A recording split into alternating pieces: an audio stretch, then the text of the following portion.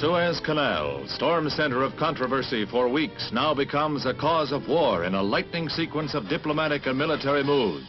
Since its seizure and nationalization by President Nasser of Egypt, the vital waterway has precipitated a new crisis in the already tense Middle East.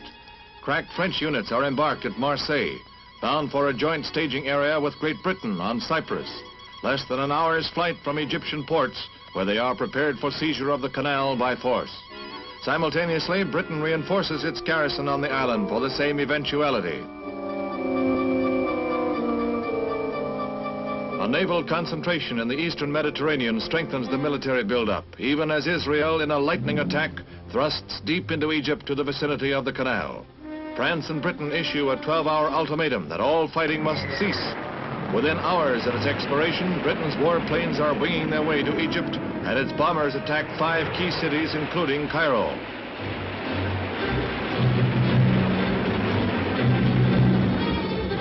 Following a Security Council veto by Britain and France of a United States motion for a ceasefire, President Eisenhower, after consultation with Secretary of State Dulles, makes a firm declaration of United States policy. The United States was not consulted in any way about any phase of these actions, nor were we informed of them in advance. In the circumstances I have described, there will be no United States involvement in these present hostilities. I therefore have no plan to call the Congress in special session. Of course, we shall continue to keep in contact with congressional leaders of both parties. It is our hope and intent that this matter will be brought before the United Nations General Assembly. There, with no veto operating, the opinion of the world can be brought to bear in our quest for a just end to this tormenting problem. In the past, the United Nations has proved able to find a way to end bloodshed. We believe it can and that it will do so again. The whole question is brought before an emergency session of the General Assembly, where it faces the bar of world opinion.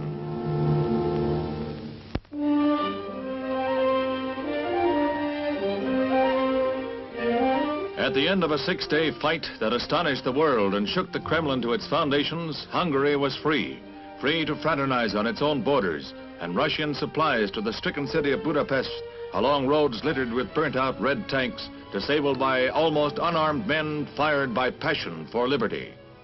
Flaring swiftly from student demonstrations into open revolution, the pent-up hatreds of oppression sent Russian might reeling and forced withdrawal of the red yoke. But even as these scenes were recorded, rumors flared of the re-entry of Russian forces and new fighting. The beautiful city of Budapest, scarred by conflict, again faces a Russian onslaught even before the debris of the fight for freedom is cleared from the streets. In startling developments, Hungary broke with the satellite Warsaw Pact military alliance, announced neutrality, and pleaded for priority on the United Nations agenda. Then word came that Russian forces were massing and all communication with the West was cut off. Hungary's newfound freedom is menaced before the martyrs of revolution go to their rest.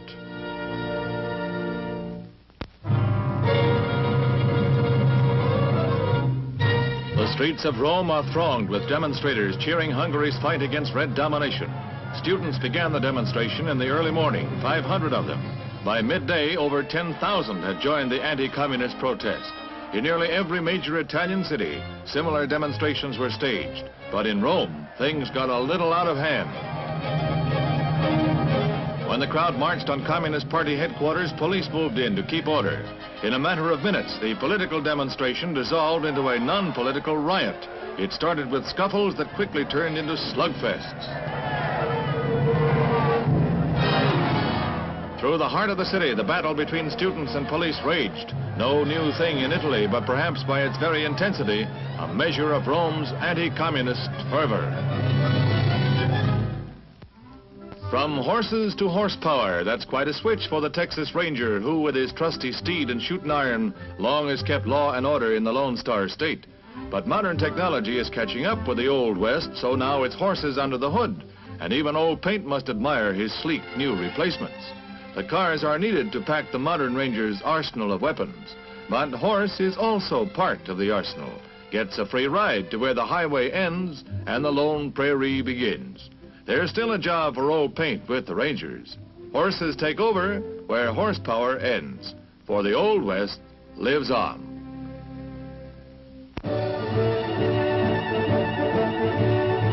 A thrill-packed opening for the 68th National Horse Show at Madison Square Garden. Track riders of 5 nations competing on a grueling 10-jump course for the Goodwill Challenge Trophy. Perfect rides send 4 out of 15 into the jump-off. 1 from Mexico and ERA, 2 from Chile's team. Canada and the United States both eliminated.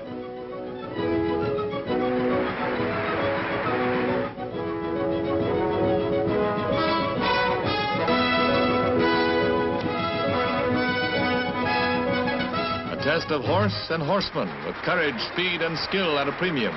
The winner, Mexico's General Humberto Mariles. Adding to the opening night pageantry and color, a long-time horse show favorite returns. The Royal Canadian Mounted Police musical ride. 32 Mounties on matched brown steeds in a brilliant display of precision riding. For lovers of spectacle and fine horse flesh, the event of the year.